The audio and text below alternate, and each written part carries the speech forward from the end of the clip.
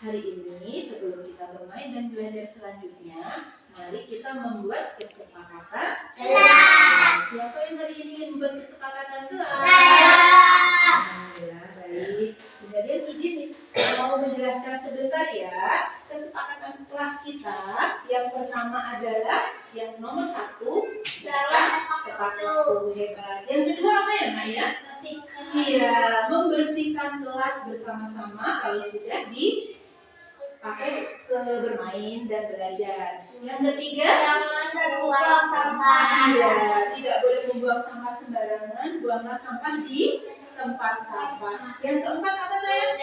Iya, hebat, membereskan mainan kalau sudah digunakan. Yang kelima, bermain sayang dengan teman. Yang terakhir, Merapikan. iya, kalau diberi tugas oleh Bunda, cepat dikerjakan, kerja cepat dan cerdas. Hebat, siap semuanya sayang? Ya. Baik. Kita mulai dari berurutan ya sayang ya, berurutan maju-maju. Boleh mengambil kesepakatan kelas, gambarnya paling sedikit boleh 2, ya. Paling banyak bolehlah 3, supaya teman-temannya kebagian semuanya ya sayang ya.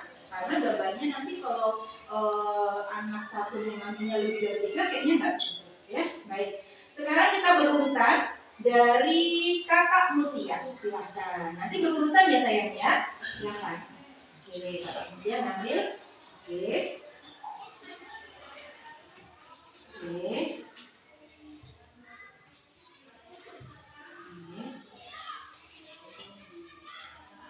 Ya. Oh, Kakak Mutia mengambil kesepakatan kelas hari ini membereskan mainan setelah digunakan. Hebat, apalagi? Oke. Baik. Yaitu bermain bersama dengan teman, saling menyayangi. Terima kasih. Silakan kembali ke tempatnya. Silakan lanjut. Oke, silakan lanjut ya. Boleh sambil lihat gambarnya ya. Silakan. Boleh lanjut. Silakan. Tidak, boleh semuanya. Silakan. Gantian sama Mutia nanti ya, tempelnya ya. Oke, silakan. Iya, hebat. Oke, hari ini Zahira membuat kesepakatan kelas membuang sampah di tempat sampah. Oke, Ida membuat kesepakatan kelas yaitu belajar kalau diberi tugas oleh Bunda dikerjakan tepat waktu, kerja cepat dan cerdas. Oke, silakan lanjut. Zahira apa lagi? Masya Allah, hebat. Oh iya, Zahira seperti Ida tadi, kerja cepat dan cerdas. Baik, apa namanya? Oke, selanjutnya silakan lanjut. Silakan lanjut. Ayo silakan lanjut. Ya, ya. Boleh. Oke, ya, silakan. Kita lihat dulu temannya biar kondusif dulu, duduk yang mana dulu. Baik, silakan Kakak Adrian, boleh disambung? Boleh, silakan. Ayo, sama Malik, ayo silakan. Oke. Oke, silakan. Oke, silakan. Ya. Baik. Ya. Silakan duduk yang baik kembali yang sudah selesai ya, Nak. Silakan duduk kembali yang sudah selesai. Iya, baik. Silakan. Iya. Yang lain sabar ya. Anak yang sabar disayang Allah. Oh ini Nak.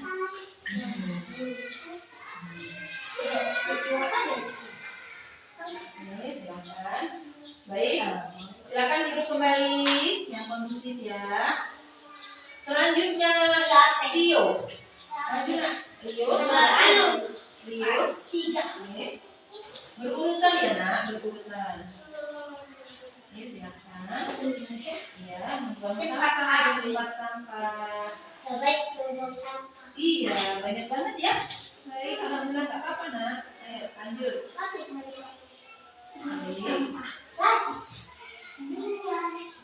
Yang lain silakan duduk yang baik dulu. Kita kasih kesempatan temannya ya nak. Kita kasih kesempatan temannya yang belum. Ya. Baik. Silakan lanjut Rio. Lanjut. Oke, bentar. Biar Mali duduk yang baik dulu. Iya. Oke. Duduk yang baik nak. Duduk yang baik. Oh ya.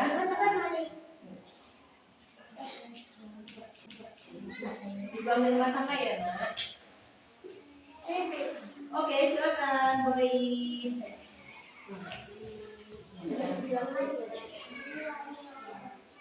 Baik.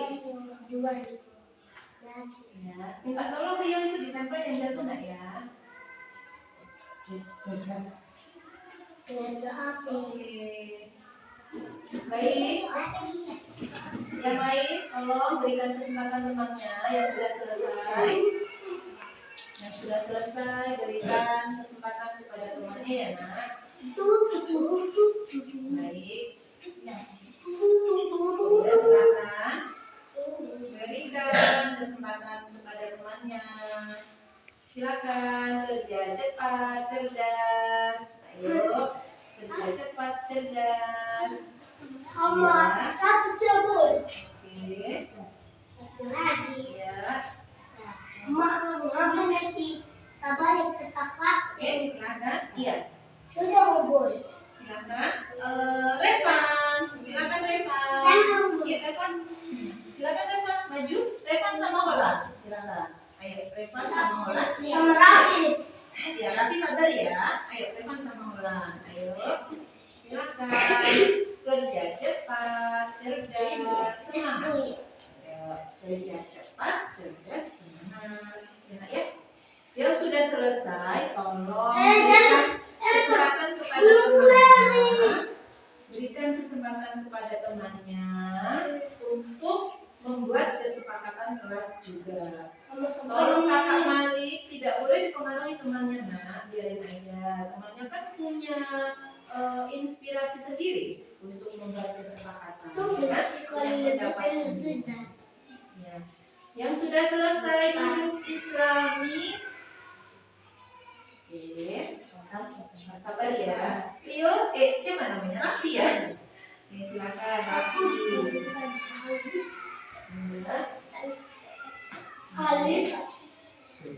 Ayo Holan, semangat Holan.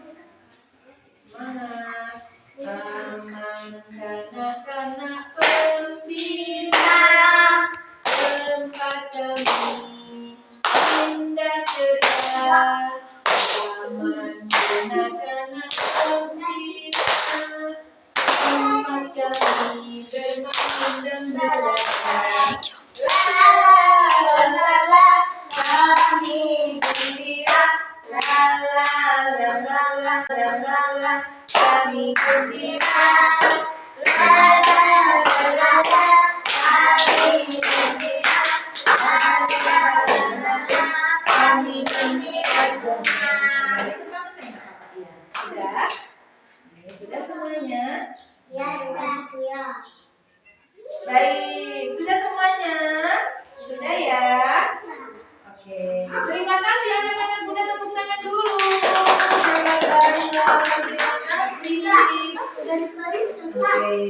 Terima kasih anak-anak muda. Duduk Islami. Baik, ya nanti diperiksa. Tapi sebelumnya coba kita lihat kesepakatan kelas kita. Masya Allah, semuanya terisi. Tapi dari kok. Iya, semuanya terisi.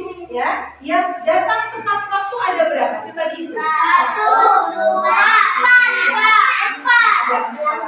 Yang membersihkan kelas 3. Yang membuang sampah 4. Yang membereskan 3.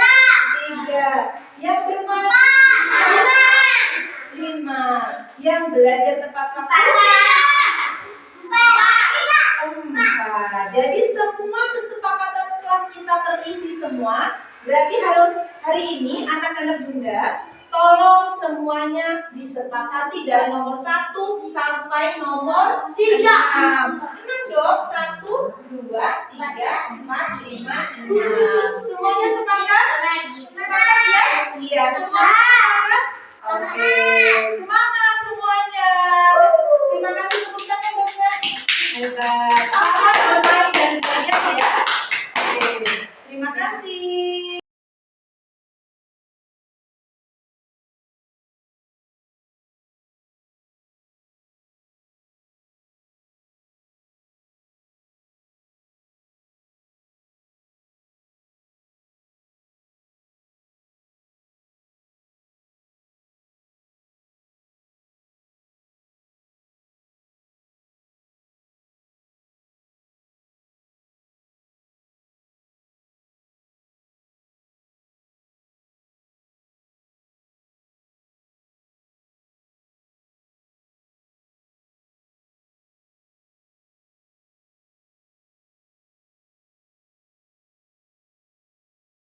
Assalamualaikum warahmatullahi wabarakatuh.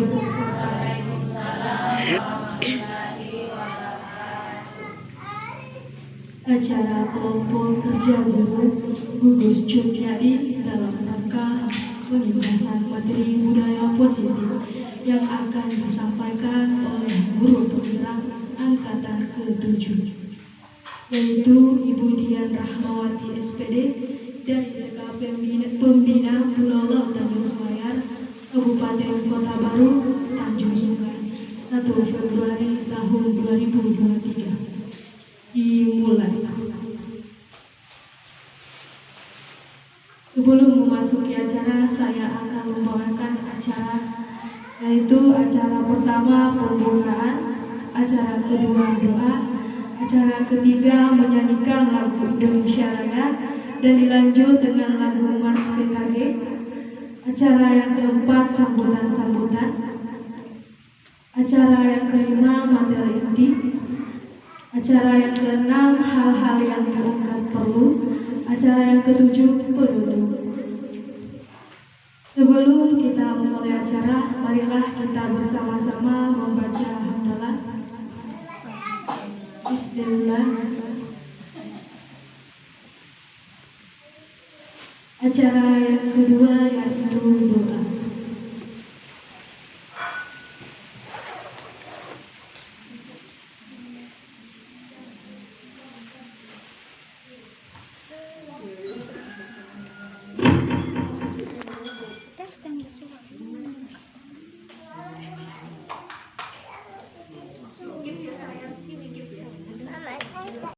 Assalamualaikum warahmatullahi wabarakatuh. Waalaikumsalam warahmatullahi wabarakatuh. Selamat pagi, salam sejahtera untuk kita semuanya. Salam sehat dan bahagia. Yang terhormat Ibu Ketua IGTKI Kecamatan Pulau Laut Tanjung Selayar, yang kami hormati Ibu Ketua Gugus Dewi Sartika, yang kami hormati Ibu Kepala Sekolah KB TK anggota gugus Jutnyadin, yang kami hormati, yang kami banggakan dan kami muliakan seluruh pendidik, ibu guru KB TK anggota gugus Jutnyadin yang hadir di pagi hari ini. Alhamdulillahirabbil alamin. Marilah kita panjatkan puji syukur kehadirat Allah Subhanahu wa taala atas berkat limpahan dan karunia-Nya, sehingga pada pagi hari ini kita diberi kesehatan, kita diberi kesempatan untuk bertemu kembali, bersilaturahmi kembali dalam kegiatan kelompok kerja gugus Jutnyadin di semester 2 tahun pelajaran 2022-2023, yang kebetulan saya akan mengimbaskan kegiatan saya sebagai calon guru penggerak. Ada satu materi yaitu di modul 1.4 yaitu budaya positif. Saya sebagai calon guru penggerak angkatan 7 Kabupaten Kota Baru. Sholawat serta salam hendaklah kita haturkan ke junjungan Nabi besar Muhammad Sallallahu Alaihi Wasallam. Mudah-mudahan dengan iringan sholawat kita termasuk dalam golongan orang-orang yang mukmin. Amin. Baik, ibu guru semuanya masih semangat ya? Semangat. Baik. Halo. Hai. Hai. Halo. Oke, supaya semangat ya. guru sejati tepuk tangan, sejati tepuk tangan. Hai guru sejati tepuk paha, hai guru sejati kalau memang begitu. Hai guru sejati tepuk bahu, hai guru sejati bersiulan, hai guru sejati petik jari, hai guru sejati kalau memang begitu. Hai guru lakukan semuanya.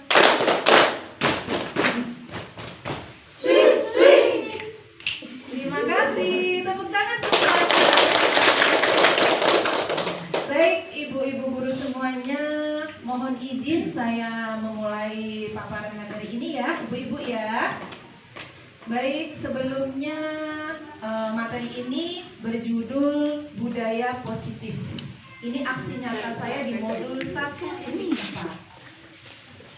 Sebelumnya mohon izin kepada yang terhormat Bapak fasilitator saya, Bapak Harjono MPD, dan Bapak pengajar praktik saya, Bapak Muhammad Sadiq SPD. Mohon izin Bapak-bapak saya mengimbaskan tugas aksi nyata saya di modul 1.4 di pagi hari ini.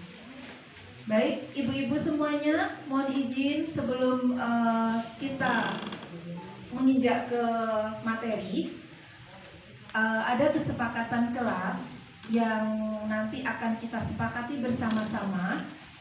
Jika dalam kesepakatan kelas ini ada yang mau ditambahkan, ada yang mau dikurangi, atau ada yang mau menanggapi, nanti saya persilahkan. Kesepakatan kelas yang pertama adalah peserta fokus mendengarkan dan menyimak materi dari awal sampai akhir dengan baik. Yang kedua, nada dering yang dipakai handphone adalah nada dering getar. Yang ketiga, jika ingin bertanya atau menanggapi materi, nanti insya Allah di sesi terakhir akan budaya positif itu, yaitu perubahan paradigma belajar. Yang pertama adalah disiplin positif. Yang kedua, motivasi perilaku manusia. Yang ketiga, kebutuhan dasar manusia. Yang keempat, posisi kontrol restitusi. Yang kelima, keyakinan kelas. Dan yang keenam adalah segitiga restitusi. Baik, ibu-ibu semuanya, di subtema yang pertama yaitu budaya positif. Apa ya budaya positif itu? Menurut ahli Pulan 2007, budaya sekolah adalah keyakinan-keyakinan dan nilai-nilai yang terlihat dari bagaimana sekolah menjalankan aktivitas sehari-hari. Sedangkan ahli yang lainnya, Bill dari Peterson 1999, mendefinisikan budaya sekolah sebagai berbagai tradisi dan kebiasaan keseharian yang dibangun dalam jangka waktu yang lama oleh guru, murid, orang tua, dan staf administrasi yang bekerja sama dalam menghadapi berbagai krisis dan pencapaian. Nah, itu menurut ahli-ahli kita ya, ibu-ibu. Selanjutnya, ibu-ibu, apa ya budaya positif di sekolah itu? Nah, ini dia. Budaya positif di sekolah adalah nilai-nilai, keyakinan-keyakinan, dan kebiasaan-kebiasaan di sekolah yang berpihak pada murid agar murid dapat berkembang menjadi pribadi yang kritis, penuh hormat, dan bertanggung jawab. Nah, itu ya, budaya positif di sekolah itu seperti itu. Itu harus kita terapkan. Baik, selanjutnya ibu-ibu, apa yang dimaksud dengan disiplin positif? Kalau tadi budaya positif, sekarang disiplin positif itu apa ya? Menurut Bapak Pendidikan Nasional kita, Bapak Ki Hajar Dewantara, menyatakan syarat utama menciptakan murid yang merdeka adalah harus ada disiplin yang kuat. Disiplin yang dimaksud adalah disiplin diri yang memiliki motivasi internal atau motivasi dari dalam diri, maka kita memerlukan pihak lain untuk mendisiplinkan kita, atau motivasi eksternal dari luar, atau motivasi dari dalam diri, maka kita memerlukan pihak lain untuk mendisiplinkan kita, atau motivasi eksternal dari luar, karena berasal dari luar, bukan dalam diri kita. Nah, sedangkan kata disiplin itu sendiri sering dihubungkan dengan hukuman. Ya, ibu-ibu ya, pasti. Kata disiplin itu mindset kita adalah kehukuman. Padahal hal itu sangat sungguh berbeda sekali ya ibu-ibu semuanya. Karena apa? Karena belajar tentang disiplin positif tidak harus memberi hukuman. Justru itu adalah salah satu alternatif terakhir, dan kalau perlu tidak digunakan sama sekali. Apalagi kita sebagai pendidik anak usia dini, yang kita bimbing, yang kita tuntun adalah anak-anak usia dini. Jadi tolong hal ini dihindarkan, atau kalau perlu tidak digunakan sama sekali. Baik, selanjutnya ibu-ibu semuanya, motivasi perilaku manusia. Menurut ahli kita, Diane Gassen, dalam bukunya Restructuring School Discipline menyatakan ada 3 alasan motivasi perilaku manusia dan sebagai berikut. Alasan motivasi pertama adalah untuk menghindari ketidaknyamanan atau hukuman. Ini adalah tingkat terendah dari motivasi perilaku manusia. Biasanya orang yang motivasi perilakunya untuk menghindari hukuman atau ketidaknyamanan. Yang kedua, untuk mendapatkan imbalan atau penghargaan dari orang lain. Satu tingkat di atas motivasi yang pertama. Di sini orang berperilaku untuk mendapatkan imbalan atau penghargaan dari orang lain. Jadi kita melakukan sesuatu itu karena ada embel-embelnya. Pengen saya dihargai, saya pengen mendapatkan imbalan penghargaan. Seperti itu ibu-ibu maksudnya yang poin kedua. Ya, ini motivasi perilaku manusia yang kedua. Yang ketiga, untuk menjadi orang yang mereka inginkan dan menghargai diri sendiri dan dengan nilai-nilai yang mereka percaya. Mereka melakukan sesuatu karena nilai-nilai yang mereka yakini dan hargai, dan mereka melakukannya karena mereka ingin menjadi orang yang melakukan nilai-nilai yang mereka yakini tersebut. Ini beberapa motivasi ya. Baik, ibu-ibu ya, ibu-ibu, apa sih kebutuhan dasar manusia itu? Ada beberapa kebutuhan dasar manusia yang ini memang dibutuhkan bukan untuk orang tua saja, tetapi dari umur 0 sampai dewasa ya. Yang pertama adalah kebutuhan dasar manusianya itu cinta dan kasih sayang. Itu yang pertama. Anak-anak yang memiliki kebutuhan dasar kasih sayang dan rasa diterima yang tinggi, ya, biasanya di sini cinta dan kasih sayang ini identik dengan anak-anak yang memiliki kebutuhan dasar kasih sayang dan rasa diterima yang tinggi. Biasanya anak-anak ini ingin disukai dan diterima oleh lingkungannya. Mereka juga akrab dengan orang tuanya. Biasanya mereka belajar karena suka pada gurunya. Bagi mereka, teman sebaya sangatlah penting. Mereka juga biasanya suka bekerja sama dalam kelompok. Ini adalah kebutuhan dasar cinta dan kasih sayang. Dan kebutuhan cinta dan kasih sayang ini pasti kalau di rumah orang tua yang memberikan atau yang memberikan kebutuhan ini. Kalau di sekolah, tentu kita sebagai ibu guru yang harus memberikan kebutuhan dasar cinta dan kasih sayang ini kepada anak didik kita semua ya, ibu-ibu guru. Ya, biasanya di sini cinta dan kasih sayang ini identik dengan anak-anak yang memiliki kebutuhan dasar kasih sayang dan rasa diterima yang tinggi. Biasanya anak-anak ini ingin disukai dan diterima oleh lingkungannya. Mereka juga akrab dengan orang tuanya. Biasanya mereka belajar karena suka pada gurunya. Bagi mereka, teman sebaya sangatlah penting. Mereka juga biasanya suka bekerja sama dalam kelompok. Ini adalah kebutuhan dasar cinta dan kasih sayang. Dan kebutuhan cinta dan kasih sayang ini pasti kalau di rumah orang tua yang memberikan atau yang memberikan kebutuhan ini. Kalau di sekolah, tentu kita sebagai ibu guru yang harus memberikan kebutuhan dasar cinta dan kasih sayang ini kepada anak didik kita semua ya, ibu-ibu guru. Yang kedua adalah kebutuhan dasar manusia. Yang kedua, penguasaan atau kebutuhan pengakuan atas kemampuan. Kebutuhan ini berhubungan dengan anak-anak yang memiliki kebutuhan dasar akan penguasaan yang tinggi. Biasanya selalu ingin menjadi pemimpin. Mereka juga suka mengamati, mereka juga suka mencoba. Sebelumnya itu mencoba hal-hal yang baru. Dan anak-anak di kebutuhan penguasaan ini kadang-kadang merasa kecewa bila melakukan kesalahan. Jadi anaknya ini biasanya sangat disiplin, ya ibu-ibu. Karena mereka kalau hal ini tidak baik pasti mereka merasa kecewa seperti itu. Mereka juga biasanya rapi, sistematik, dan selalu ingin mencapai yang terbaik. Nah ini yang nomor 2.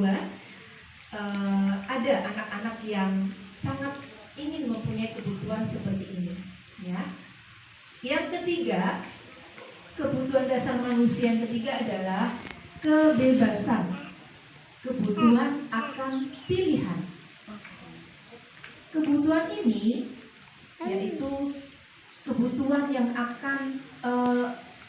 akan kemandirian, otonomi, memiliki pilihan dan mampu mengendalikan arah hidup seseorang.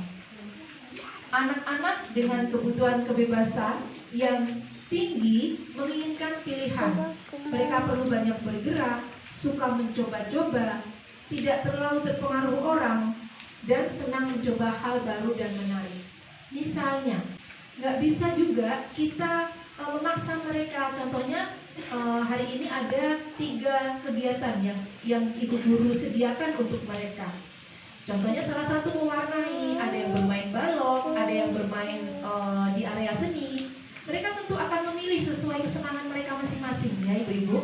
Jadi tidak bisa kita paksa. Nah ini namanya kebutuhan kebebasan. Dia pengen bebas untuk memilih sesuai minat dan bakatnya sendiri-sendiri. Ada ibu-ibu menemui seperti itu ya, anak-anak ya. Baik. Yang keempat adalah kebutuhan kesenangan. Kebutuhan untuk merasa senang. Kebutuhan akan kesenangan adalah kebutuhan untuk mencari kesenangan, bermain dan tertawa. Bayangkan ibu-ibu, hidup tanpa kenikmatan apapun, betapa menyedihkan, ya kan? Anak-anak dengan kebutuhan ini, kebutuhan kesenangan ini, biasanya ingin menikmati apa yang dilakukan. Mereka juga bisa berkonsentrasi tinggi saat mengerjakan hal yang disenangi. Mereka suka permainan dan suka mengoleksi barang, suka bergurau, suka bercanda, suka melucu, dan juga sangat mengemaskan. Bahkan saat mereka bertingkah laku buruk pun mereka masih terlihat lucu. Nah ini kebebasan untuk anak-anak. Contohnya yang paling simpel, jika anak-anak pada waktu istirahat, jam mereka harus istirahat makan dulu, mereka makannya buru-buru. Terus kita tanya, kenapa sih nak kok makannya buru-buru? Saya pengen cepat main ayunan bunda. Nah itu kebebasan mereka, karena mereka tadi ingin bermain itu. Nah seperti itu ya ibu-ibu. Jadi kalau mereka berceloteh seperti itu, kita tidak boleh menyalahkan mereka. Pasti itu kan lucu ya buat kita, karena saya ingin bermain itu bunda, karena mereka makannya cepat. Nah itu kan lucu ya buat kita kalau kita lihat ya ibu-ibu. Nah jadi ada 4 kebutuhan itu ibu-ibu ya. Kebutuhan yang pertama tadi cinta dan kasih sayang. Kebutuhan yang kedua penguasaan. Yang ketiga adalah kebebasan. Dan yang keempat adalah kesenangan. Nanti ibu-ibu pasti menjumpai daripada keempat kebutuhan itu, pasti kita di rumah atau di sekolah pasti kita jumpai dengan tipe anak-anak seperti itu. Oke, dulu ya. Siap. Bismillahirrahmanirrahim. Baik, ibu-ibu, subtema selanjutnya. Oke, dulu ya. Siap. Bismillahirrahmanirrahim. Baik, ibu-ibu, subtema selanjutnya, mohon izin kita lanjutkan ya. Posisi kontrol restitusi. Ya, ini ada satu hal baru ya buat kita ya ibu-ibu, namanya posisi kontrol restitusi. Menurut ahli Diane Gessen dalam bukunya Restitution, Restructuring School Discipline 1998 mengemukakan bahwa guru perlu meninjau kembali penerapan disiplin di dalam ruang-ruang kelas mereka selama ini. Apakah telah efektif? Apakah berpusat kepada anak, memerdekakan anak, dan memandirikan anak? Ada 5 posisi kontrol sebagai pendidik, ya. Ada 5 posisi kontrol. Yang pertama adalah posisi penghukum. Seorang penghukum bisa menggunakan hukuman fisik maupun verbal. Verbal itu dengan kata-kata ya ibu-ibu. Orang-orang yang menjalankan posisi penghukum senantiasa mengatakan bahwa sekolah memerlukan sistem atau alat yang dapat lebih menekankan murid-murid lebih dalam lagi. Nah, biasanya seorang penghukum ini menjalankan hukuman, yaitu guru-guru yang posisi penghukum ini biasanya berkata seperti ini: patuhi aturan saya, atau awas. Selanjutnya, kamu selalu saja salah. Selalu, pasti selalu yang terakhir kamu. Guru seperti ini senantiasa percaya hanya ada satu cara agar pembelajaran bisa berhasil, yaitu dengan cara dia menghukum. Contohnya, ada anak tidak menyelesaikan tugasnya tepat pada waktu, mungkin guru akan memberikan hukuman, contohnya hukuman fisik. Kamu harus lari keliling halaman ya.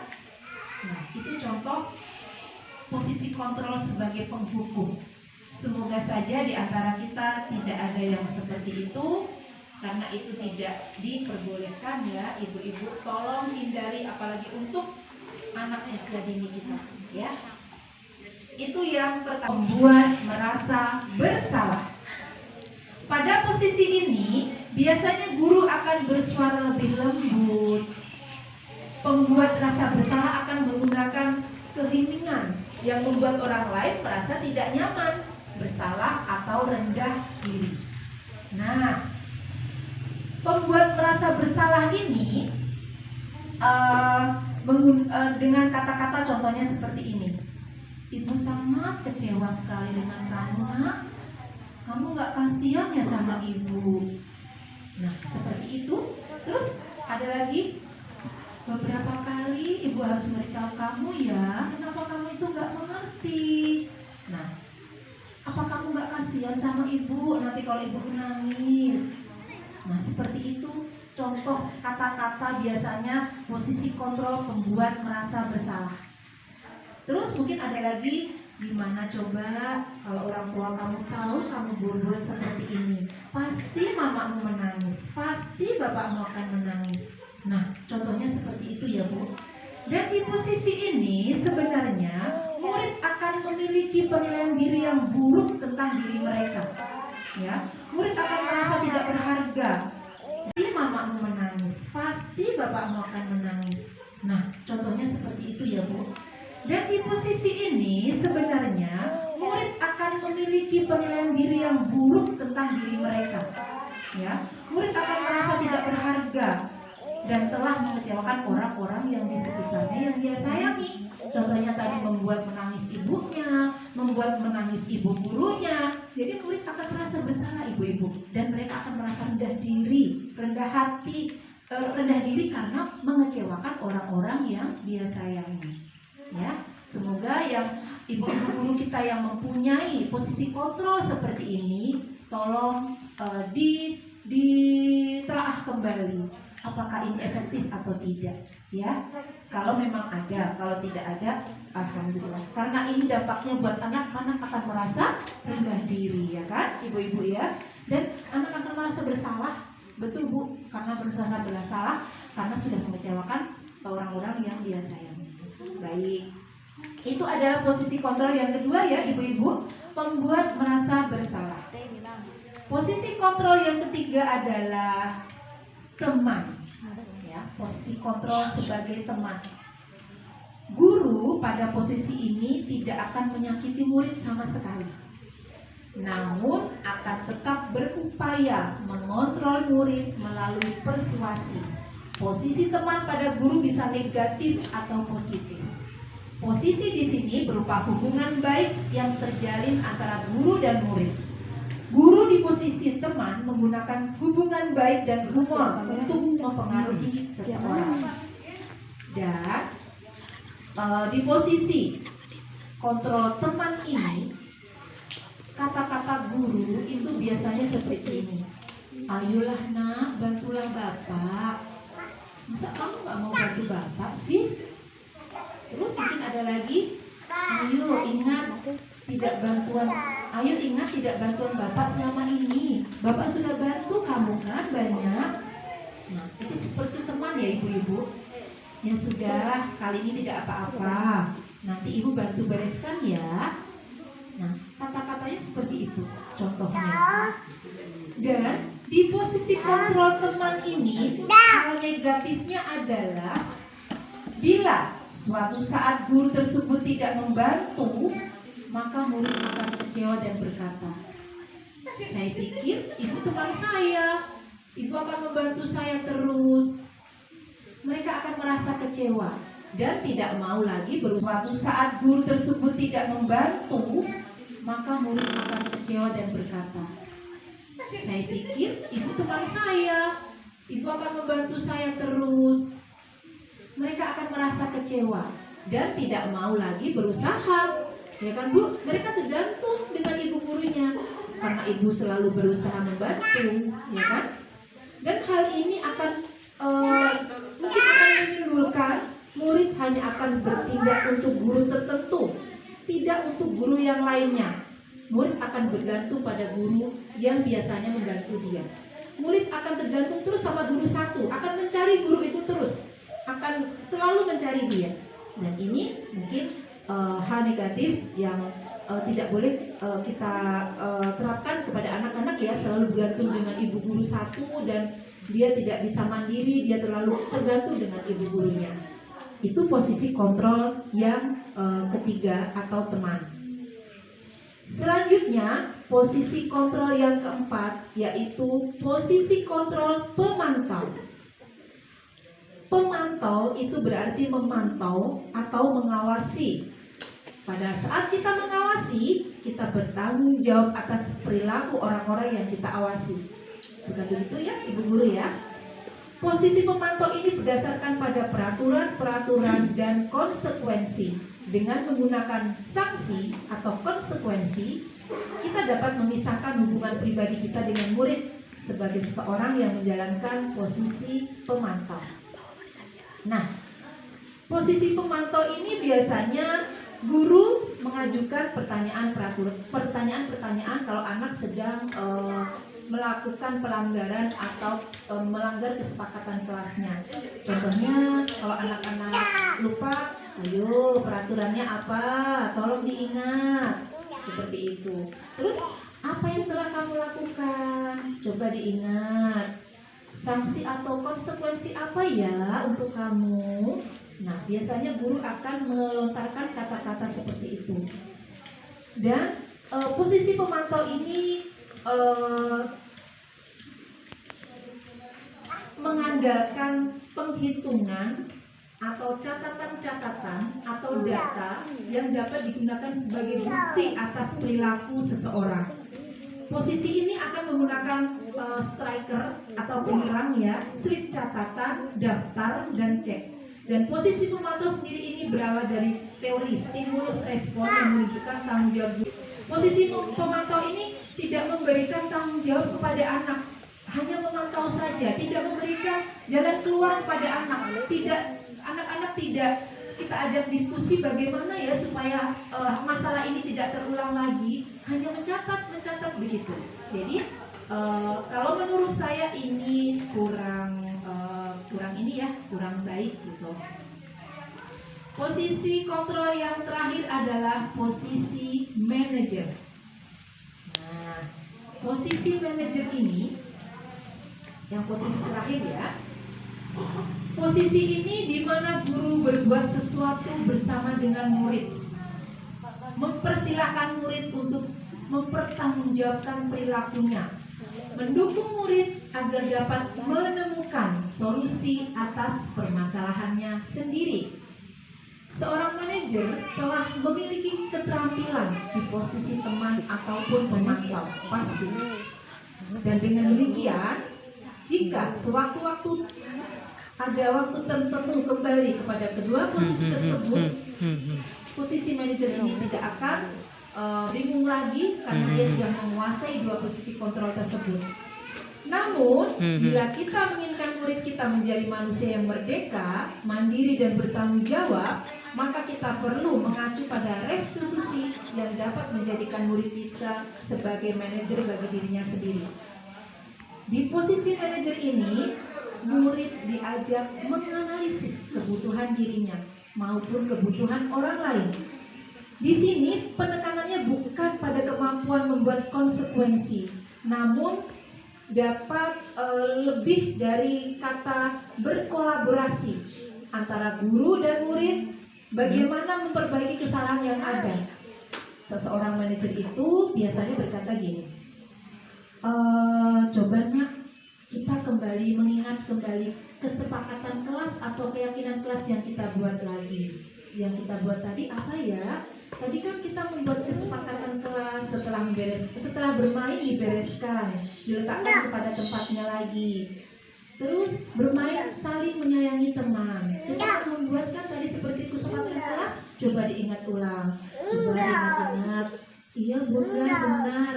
Nah bagaimana? Ya bunda, saya tidak akan mengulanginya lagi karena tadi saya membuat kesepakatan kelas itu. Nah, jadi murid itu diajak berpikir bernalar kritis.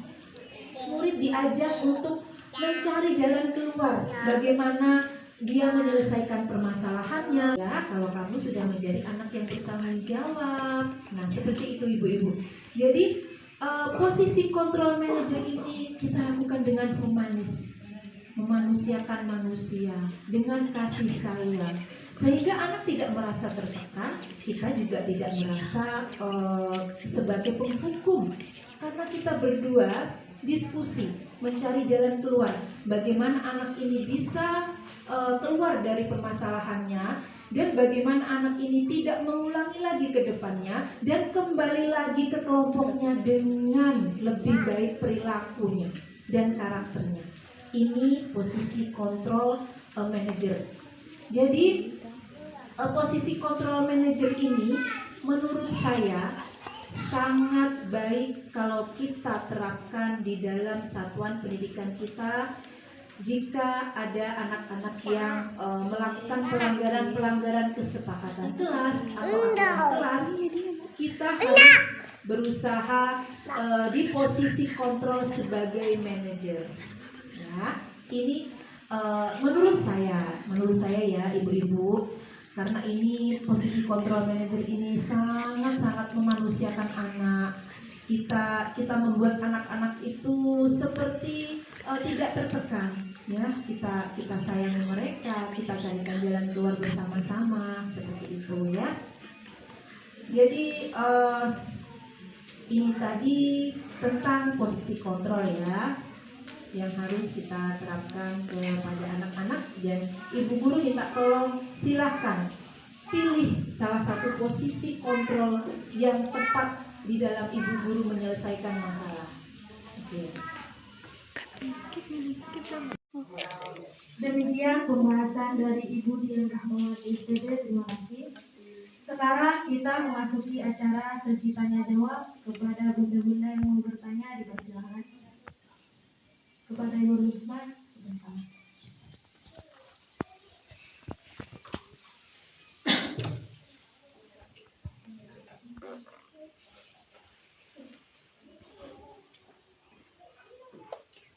Assalamualaikum warahmatullahi wabarakatuh. Waalaikumsalam warahmatullahi wabarakatuh. Perkenalkan Bunda, nama saya Ibu Rusmawati dari TK Matahari Desa Tanjung. Mohon bertanya, silakan Ibu Rusma. Tadi Ibu membahas tentang konsep positif, disiplin positif yang kita cita-citakan di sekolah. Kita atau kita semua sebagai guru mungkin disiplin kita sebagai pendidik berpendapat bahwa kalau saja anak-anak Bu bisa disiplin mungkin mereka akan bisa belajar dan bermain secara kondusif tersebut. Pertanyaan kami di sini Bu, bagaimana dan disiplin anak adalah bagian yang sangat menantang dari pekerjaan kita sebagai pendidik. Bagaimana pendapat Ibu sebagai calon Ibu guru penggerak?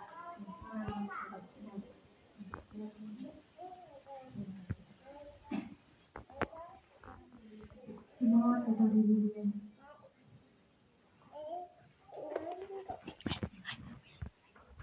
Baik, terima kasih Ibu Rusma atas pertanyaannya. Mohon izin Ibu-ibu saya menjawab sekalian ya Ibu-ibu. Secara pribadi ya Ibu-ibu, secara pribadi diri saya sendiri saya sependapat dengan pendapat atau pandangan tersebut bahwa kalau saja anak-anak bisa disiplin, pasti mereka akan bisa belajar dan bermain secara kondusif. Karena kedisiplinan dalam tanda kutip disiplin positif merupakan salah satu cara untuk bisa mencapai keberhasilan dalam bermain dan belajar. Baik itu belajar ilmu ataupun akhlak. Dengan humanis ya ibu-ibu, dan memakai posisi kontrol yang tepat. Dan menurut saya, posisi kontrol yang tepat adalah posisi kontrol manajer. Ya. Dan sebagai pendidik, apalagi kita ibu-ibu sebagai pendidik anak usia dini, dalam menerapkan disiplin positif, sebaiknya berpihak pada murid dengan disiplin positif yang bermakna serta harus menyesuaikan dengan tahapan usia anak. Dan harus tepat ya stimulasinya ibu-ibu. Stimulasi pendidikannya itu harus tepat untuk anak usia berapa. Dan posisi kontrol yang tepat. Semuanya itu sebenarnya untuk agar perkembangan murid muncul di setiap aspek secara optimal. Dan saya juga sependapat dengan Ibu Rusma bahwa mendisiplinkan anak itu adalah bagian hal yang menantang ya Bu Rusma dari pekerjaan kita sebagai pendidik. Selain juga memikirkan bagaimana perkembangan murid ini muncul di setiap aspek secara optimal dengan stimulasi-stimulasi yang kita berikan kepada anak di dalam proses bermain dan belajar. Mungkin begitu pendapat saya Bu ya. Terima kasih. Sama-sama Bu Rusma. Mohon tepuk tangan buat Bu Rusma. Terima kasih.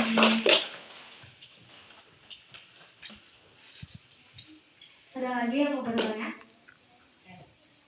Dipersilakan kepada Bunda Hentik.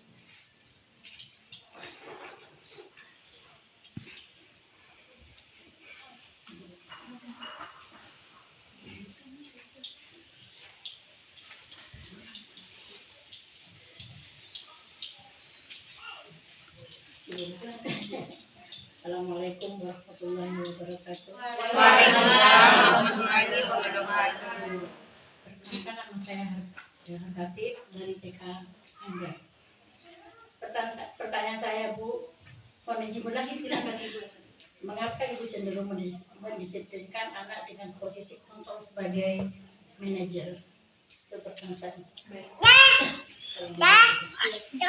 Kepada Ibu Dia, mohon dipersilakan. Siap. Terima kasih. Baik, Ibu-ibu, terima kasih. Terima kasih Ibu Tati atas pertanyaannya. Mohon izin menyampaikan atau menjawab dari pertanyaan Ibu Tati tadi.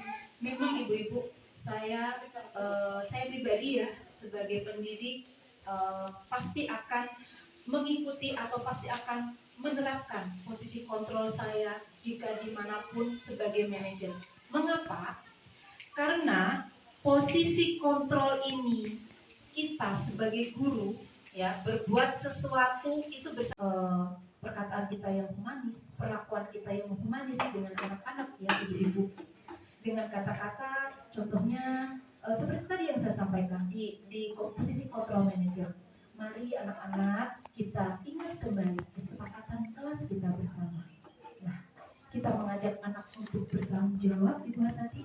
Kita mengajak anak untuk untuk memecahkan. Mari kita cari solusi bersama-sama. Kita ajak diskusi, kita hargai dia, kita hargai pendapatnya. Ya. Jadi anak-anak kita sebagai posisi manajer ini, insya Allah akan membuat anak bernalar kritis, anak bertanggung jawab, anak tidak tergantung dengan orang lain ibu-ibu, anak akan mandiri di sini ya. Namun kita sebagai pendidik juga menginginkan murid-murid kita itu menjadi manusia yang merdeka, mandiri dan bertanggung jawab. Maka kita perlu mengacu kepada restriksi yang dapat menjadikan diri kita sebagai seorang manajer bagi dirinya sendiri. Jadi kita juga harus mendorong mereka ibu-ibu. Selain kita sebagai manajer, kita harus pelan-pelan mendorong mereka agar mereka kelak juga bisa menjadi posisi manajer. Begitu. Kalau menurut saya begitu Ibu Tati. Apakah cukup? Cukup. Baik. Terima kasih Ibu Tati. Mohon berikan tepuk tangan ibu-ibu. Ada lagi yang bertanya kepada Bunda Menawara?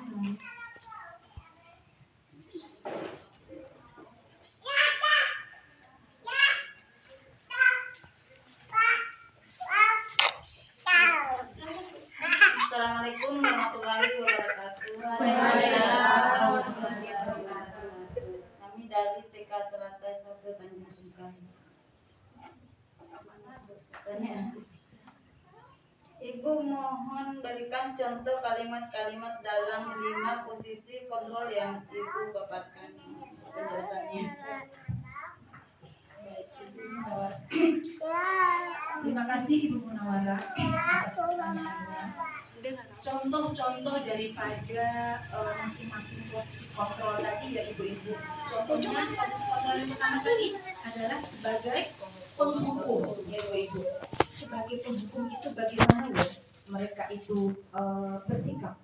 Biasanya penghukum itu nada suaranya tinggi dengan memakai bahasa tubuh yaitu melotot atau jarinya sering muncul-muncul mengharding anak. Kamu terlambat lagi hari ini. Nah, seperti itu.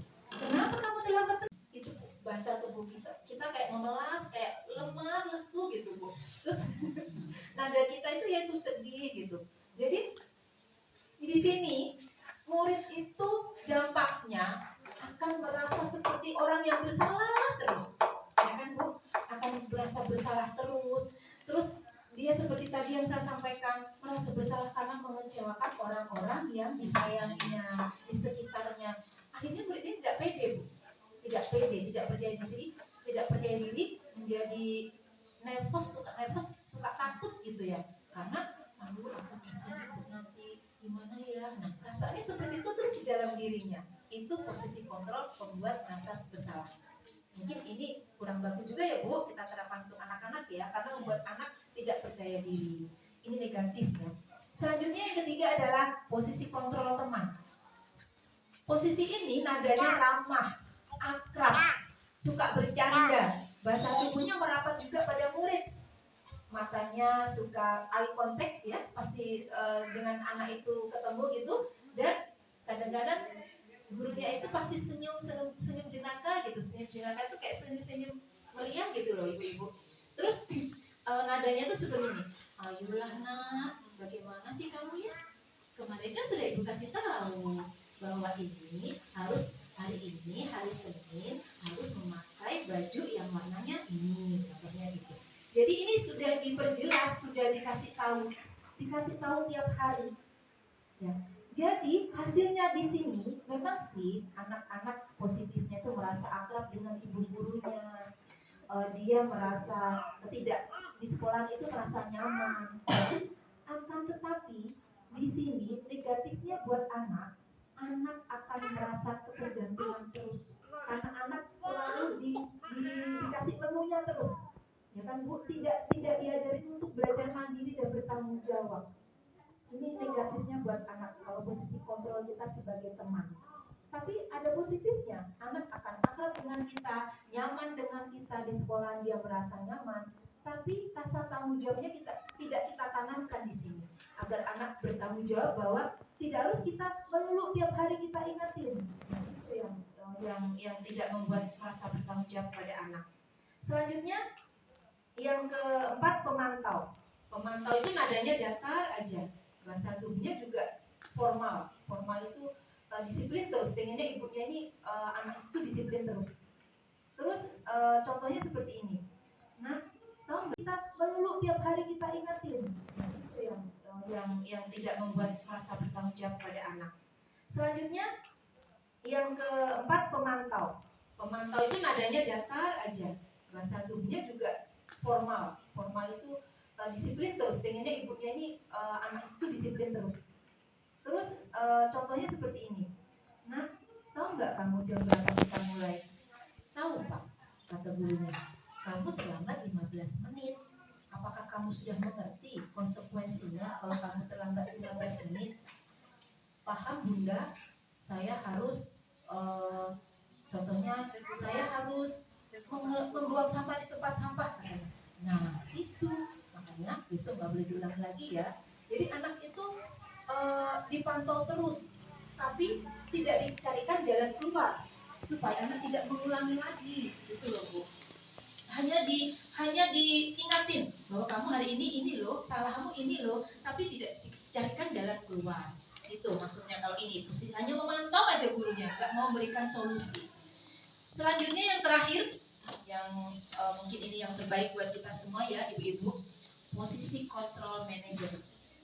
Suaranya tulus, bahasa tubuhnya tidak kaku, dan mendekat kepada murid.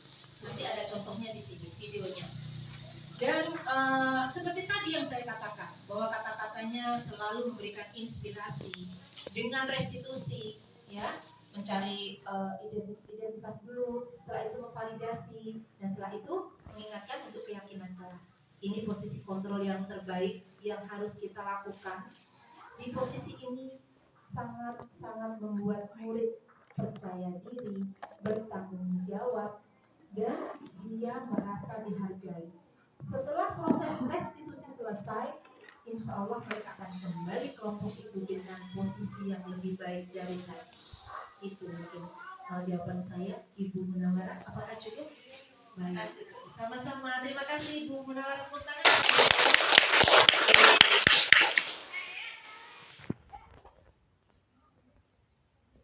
Ada lagi yang mau bertanya pada Bunda Megawati di belakang?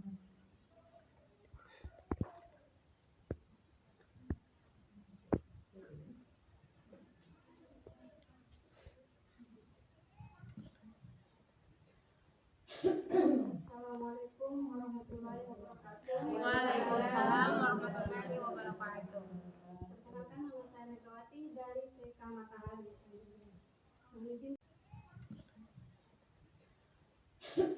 Assalamualaikum warahmatullahi wabarakatuh. Waalaikumsalam warahmatullahi wabarakatuh. Perkenalkan, nama saya Megawati dari TK Mataram. Menurut Ibu, strategi apa yang selama ini diterapkan untuk menanamkan disiplin positif pada murid-murid Ibu? Terus bagaimana hasilnya?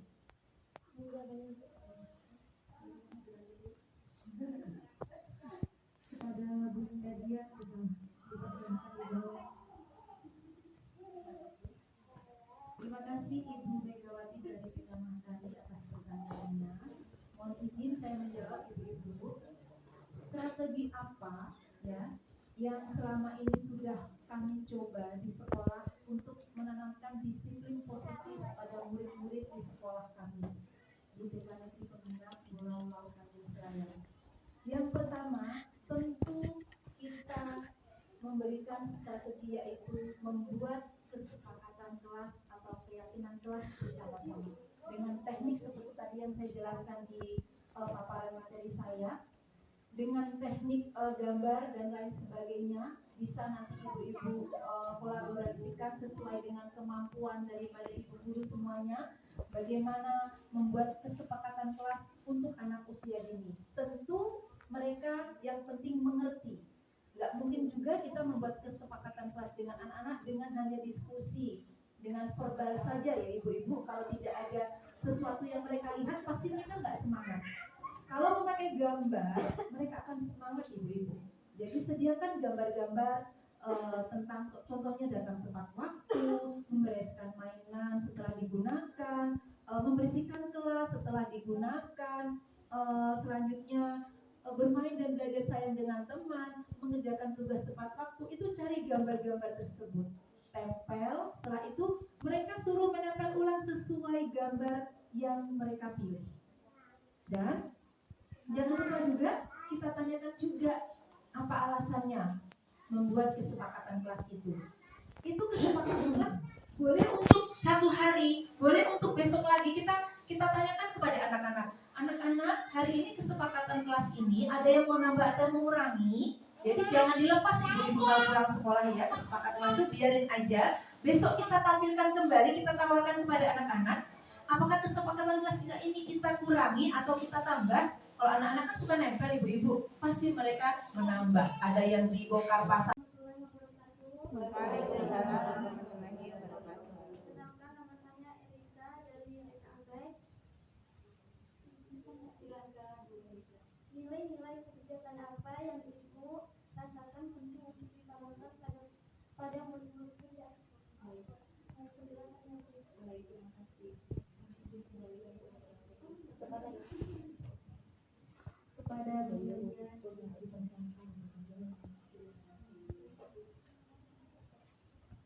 baik, Ibu Erika, terima kasih atas pertanyaannya. Mohon izin saya menjawab. Menurut saya, nilai-nilai kebajikan yang penting dan perlu kita tanamkan kepada anak-anak kita untuk anak usia ini itu yang pertama adalah nilai agama, beriman dan bertakwa kepada Tuhan Yang Maha Esa. Karena apa, ibu-ibu?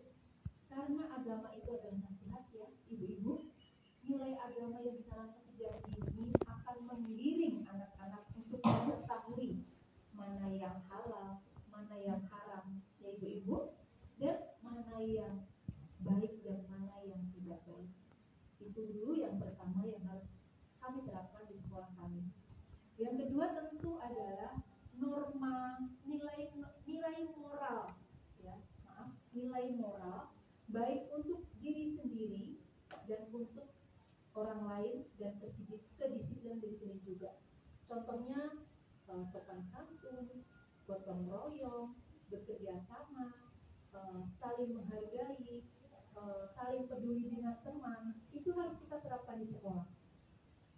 Maupun nilai moral di lingkungan. Contohnya tadi membuang sampah di tempat sampah.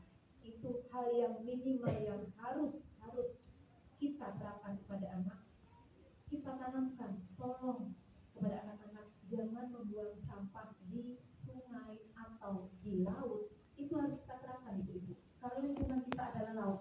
Kita harus memberikan pembelajaran kepada anak untuk mencintai lingkungan dengan salah satu cara tersebut. Ya. Terus selanjutnya nilai karakter, 4 kata ajaib. Masih ingat ibu-ibu 4 kata ajaib? Ya, minta tolong jika anak-anak memerlukan bantuan, permisi jika anak-anak lewat di depan orang tua, terima kasih jika anak-anak sudah diberi bantuan atau diberi sesuatu hadiah, dan yang terakhir adalah mohon maaf apabila anak-anak melakukan kesalahan.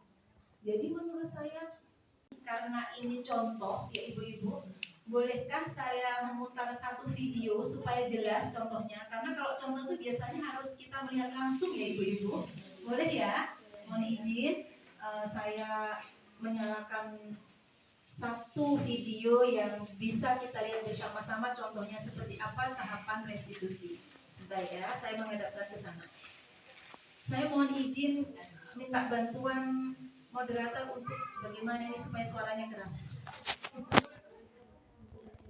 Mungkin mic-nya ditaruh di mana ya? Taruh di mic ada sana ya. Oke, silakan untuk moderator maju ke depan. Ibu-ibu apakah lihat?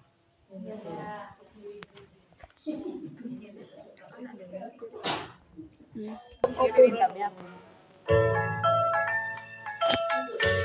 Assalamualaikum warahmatullahi wabarakatuh. Salam dan bahagia. Salam guru penggerak. Pada tugas modul 1.4A7, demonstrasi kontekstual budaya positif atau segitiga restitusi. Perkenalkan, saya Bianca Santi SPD, calon guru penggerak angkatan 7 Kabupaten Kota. Restitusi merupakan sebuah cara menanamkan budaya positif pada murid. Restitusi adalah proses menciptakan kondisi bagi murid untuk memperbaiki kesalahan murid sehingga murid kembali pada kelompok mereka yang lebih kuat. Gasen 2004. Langkah-langkah segitiga restitusi yang pertama adalah menstabilkan identitas, yang kedua validasi tindakan yang salah, dan yang ketiga adalah menanyakan kesepakatan kelas. Pada kasus yang pertama, Muhajir sedang asik, senang dan gembira bermain di area balok. Setelah waktu bermain habis, maka Muhajir tidak mau membalikan mainan baloknya ke tempatnya. Malah Muhajir menjauh dan minum. Dan saat itu Bunda Dian melihat kejadian tersebut dan akhirnya Bunda Dian dan Muhajir melakukan restitusi.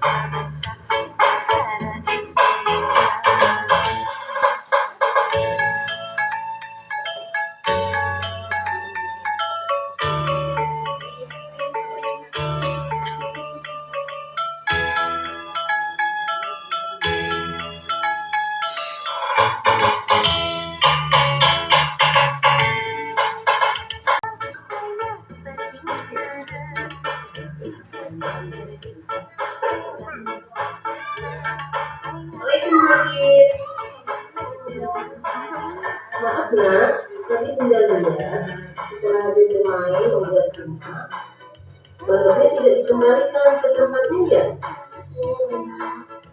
Oh gitu. Tadi Bunda lihat teman-teman Hadir mengembalikan dan Hadir nggak sanggup mengembalikan. Kenapa? Oh, Hadir mau minum. Bunda tidak menyalahkan Hadir minum karena minum itu kebutuhan.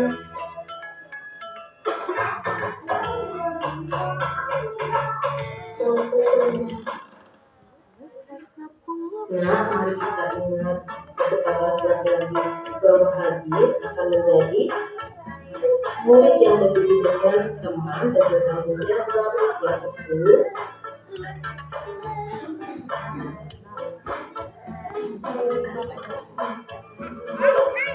Alhamdulillah kalau Hadir berarti Hadir sudah menjadi anak yang peduli dengan teman dan bertanggung jawab. Hadir hebat dan soleh. Terima kasih Hadir.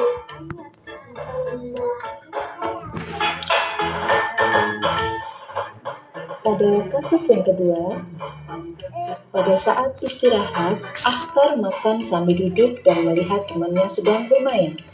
Setelah makanannya habis, Akhtar menjatuhkan bungkus makanannya begitu saja dan langsung ingin main bersama temannya. Namun, Bunda Dian melihat hal tersebut dan Bunda Dian menanyakan mengapa Akhtar membuang sampah sembarangan dan meminta Akhtar untuk membuang sampah di tempatnya dan mengajak Akhtar untuk melakukan proses restitusi.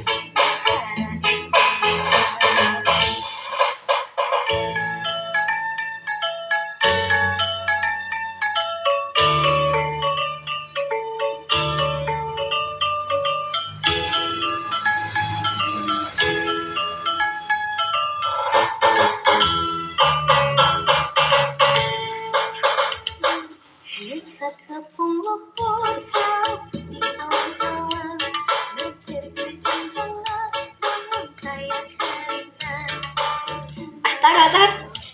Kenapa dibuang sampah sembarangan? Ayo diambil, ayo.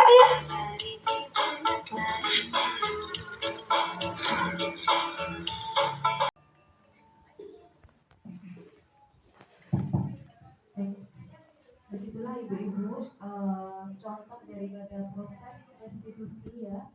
Silakan nanti dikembangkan kembali di satuan pendidikan masing-masing. Begitu contohnya, apakah jelas?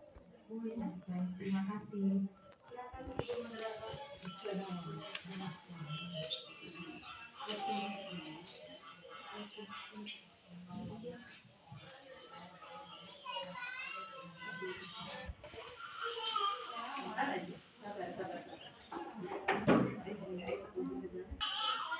Demikian tadi pembahasan budaya positif yang disampaikan oleh calon guru penggerak angkatan ke-7, yaitu Bunda Dian Rahmawati SPD dari TK Pembina Pulau Tanjung Selayar, Kabupaten Kota Baru.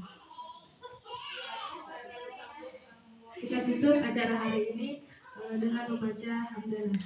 Alhamdulillah.